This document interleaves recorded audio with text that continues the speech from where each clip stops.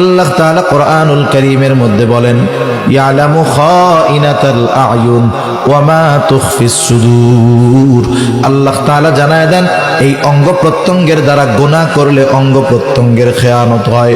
কেউ যখন হাত দিয়ে গুনাহ করে হাতের খেয়ানত হয়, পা দিয়ে গুনাহ করলে পায়ের খেয়ানত হয়, চোখ দিয়ে গুনাহ করলে চোখের খেয়ানত হয়, জবান দিয়ে গুনাহ করলে জবানের খেয়ানত হয়।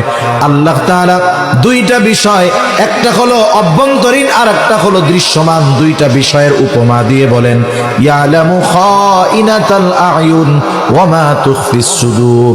আল্লাহ তাআলা বলেন, তিনি জানেন তোমরা চোখের কি খেয়ানত করো আর অন্তরের কি খেয়ানত করো, তথা অন্তরে কি লুকায় রাখো।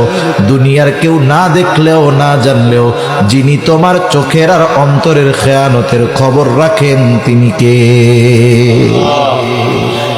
এই কয়েকটা বিষয় যদি সামনে রেখে আমরা আগাতে পারি, যে আমি হয়তো রাতের বেলা একা মোবাইলের মধ্যে সিনেমা দেখতেছি, নাটক দেখতেছি, দুনিয়ার কেউ দেখতেছে না, দেখেন কে? এই যে দেখার দ্বারা কিসের খেয়ানত হইল জোরে কন?